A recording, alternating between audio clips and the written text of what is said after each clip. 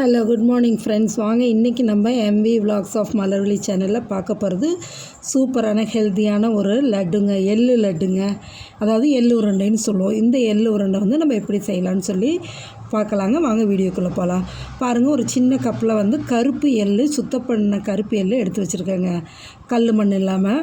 அதில் 3 ஏலக்காயும் சேர்ந்து எடுத்துக்கிட்டேங்க. அதே கப்பு அளவுக்கு ஒரு கப்பு வேர்க்கடலை எடுத்துட்டேங்க. இது வறுக்காத வேர்க்கடலை வறுக்கணும். அதே கப்பு அளவுக்கு ஒரு கப்பு நாட்டு சக்கரை எடுத்துட்டேங்க. வெல்லமும் எடுத்துக்கலாம், அது நம்மளோட சாய்ஸுங்க. இப்போ இந்த வேர்க்கடலை ஃபஸ்ட்டு வறுக்க ஆரம்பிச்சிடலாங்க. ஒரு வானலில் போட்டு பொறுமையாக மீடியம் ஃப்ளேமில் வச்சு கருக விடாமல் வேர்க்கடலையை வறுக்கணுங்க. இந்த எள்ளில் பார்த்திங்கன்னா நிறைய பெனிஃபிட்ஸ் இருக்குதுங்க. ரொம்ப நல்லது உடம்புக்கு. எப்படின்னு பார்த்திங்கன்னா இதில் கால்சியம் இருக்குது, பாஸ்பரஸ் இருக்குது, பொட்டாசியம் இருக்குது, மெக்னீஷியம் இருக்குது. மெயினாக இரும்பு சத்து அதிகமாக இருக்குதுங்க. அதோடு பார்த்திங்கன்னா ஒமேகா 3யும் இருக்குங்க. இப்போ இதை சாப்பிடும்போது பார்த்திங்கன்னா நம்மளுக்கு எலும்பை நல்லா வலுவாக்குங்க. நல்லா எலும்பை ஸ்ட்ராங் பண்ணுறதுக்கு இது ரொம்ப யூஸ். இப்போ பாருங்கள், இந்த அளவு வேர்க்கடலை வறுத்தா போதுங்க. நம்ம எடுத்து ஒரு பிளேட்டில் இந்த வேர்க்கடலையை போட்டுட்டு அதே வானலில் போட்டு எள்ளு வறுக்கலாங்க. எள்ளு வறுக்கும்போது ஃப்ளேமை சிம்மில் வச்சுருங்க. சுத்தமாக தீயை குறைச்சிடுங்க.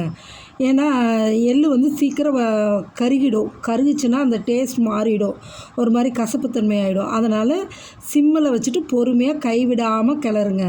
அப்போ தான் நல்லா வறுபட்டு வரும். அந்த வறுபட என்ன ஆகும்னா எள்ளு அப்படியே வெடிக்கும். பொரிஞ்சு வரும்போது அது வெடிக்கும் நல்லா.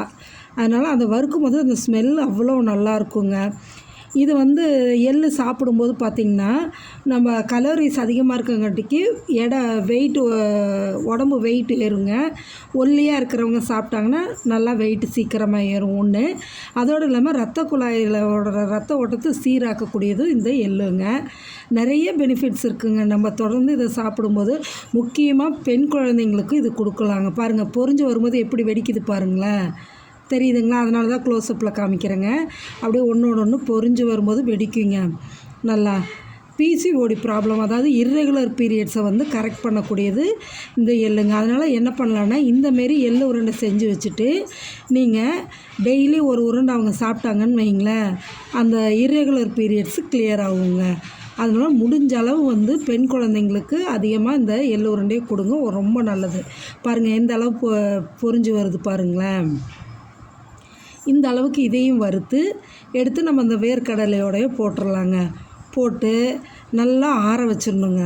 இந்த வறுத்த வேர்க்கடலையும் எள்ளும் நல்லா ஆறணும். ஆறுனதுக்கப்புறமா நம்ம இதை ஒரு மிக்ஸி ஜாரில் போட்டு அரைச்சி எடுத்துடலாங்க. அரைக்கணும் மீன்ஸ் ஃபுல்லாக இது பண்ணாமல் பல்ஸ் மோடில் விட்டு எடுக்கணுங்க. அப்போ தான் நல்லா கொரப்பாக நம்மளுக்கு கரெக்டாக வருங்க. பாருங்கள், இப்போ நல்லா ஆறிடுச்சு. இதை ஒரு மிக்ஸி ஜாரில் ட்ரான்ஸ்ஃபர் பண்ணிக்கலாங்க. எடுத்து போட்டு பல்ஸ் மோடில் விட்டு எடுத்தோன்னா கொரப்பாக வருங்க. அதுக்கப்புறமா என்ன பண்ண பாருங்கள், நான் சின்ன பிள்ளையாக இருக்கும்போது எங்கள் தாத்தா பாட்டி வீட்டில் நான் பார்த்துருக்கேங்க. உரலில் வறுத்த எள்ளை போட்டு இடிப்பாங்க. பாருங்கள், இந்த அளவு இருக்கணுங்க கோசா. இந்த அளவு இருக்கும்போது இதில் நம்ம எடுத்து வச்சுருக்கோம் இல்லையா நாட்டு சர்க்கரை, அதையும் சேர்த்து போட்டு பல்ஸ் மோடு வெட்டில் எடுத்துடலாங்க. அவங்க உரலில் என்ன பண்ணுவாங்கன்னா கொஞ்சம் எள்ளை போட்டு இடிப்பாங்க, வறுத்த எள்ளை. அதுக்கு மேலேயே வெல்லத்தை போட்டு இடிப்பாங்க. அப்புறம் அதுக்கு மேலே எள்ளு அப்படி மாற்றி போட்டு இடித்து எடுத்து கொடுப்பாங்க. அவ்வளோ நல்லாயிருக்குங்க டேஸ்ட்டாக சாப்பிட்றதுக்கு. பாருங்கள், இதா நம்மளுக்கு ரெடி ஆகிடுச்சு. எடுத்து போட்டாச்சுங்க. இதில் நெய்யோ எண்ணெயோ எதுவும் கிடையாதுங்க. வெறும் எள்ளு, வேர்க்கடலை, ஏலக்காய், நாட்டு சக்கரை, அவ்வளோதாங்க. இப்போ இதை அப்படியே கையால் கலந்து விட்டுட்டு எடுத்து அமுத்தி உருண்டை பிடிக்க வேண்டியது தாங்க. இது ஒரு மெத்தடுங்க. இன்னொரு மெத்தட் பார்த்திங்கன்னா எள்ளை நல்லா வறுத்து எடுத்துட்டு வெள்ளை பாகு வச்சு அந்த வெள்ளைப்பாகில் வறுத்த எள்ளை போட்டு கிளறி உருண்டை பிடிக்கிறதுங்க. எள்ளை பவுட்ரு பண்ணாமல் அப்படியே முழு எள்ளாவே போட்டு உருண்டை பிடிக்கிறது, அதுவும் ஒரு மெத்தட் இருக்குது. நான் அதையும் செஞ்சு காமிக்கிறேன், சரிங்களா? இது ஈஸியாக உடனடியாக செய்யலாங்க. அதனால தான், ஏன்னா பாகு பதம்லாம் நம்ம பார்க்கணுன்னு அவசியம் இல்லை. பாருங்கள், இந்த அளவு டைட்டாக இறுக்கி பிடிச்சி எடுத்து வச்சிட்டிங்கன்னா நல்லாயிருக்கும். இதை நீங்கள் இந்தமாரி செஞ்சு வச்சுட்டு 1 வாரம் 10 நாளைக்கு வச்சுட்டு வெளியவே வச்சு கொடுக்கலாங்க. கெட்டு போகாது, ஒன்றும் ஆகாதுங்க. அவ்வளோ டேஸ்ட்டாக நல்லாயிருக்கும், உடம்புக்கும் நல்லதுங்க. நீங்களும் மறக்காமல் மிஸ் பண்ணாமல் இதை செஞ்சு சாப்பிட்டு பார்த்துட்டு எப்படி இருக்குன்னு மறக்காமல் எனக்கு கமெண்ட் செக்ஷனில் சொல்லுங்கள்.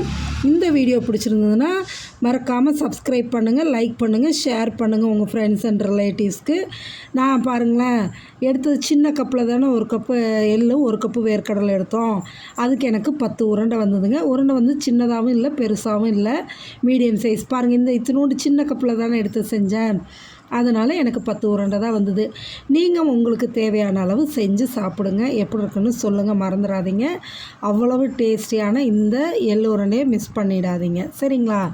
ரொம்ப நல்லதுங்க உடம்புக்கு. மறக்காமல் செஞ்சு சாப்பிட்டு பாருங்கள். பார்த்துட்டு கமெண்ட் செக்ஷனில் சொல்லுங்கள். சரிங்களா? ஓகே ஃப்ரெண்ட்ஸ், தேங்க்ஸ் ஃபார் வாட்சிங். மறக்காமல் நம்ம சேனலை சப்ஸ்கிரைப் பண்ணுங்கள், லைக் பண்ணுங்கள், ஷேர் பண்ணுங்கள்.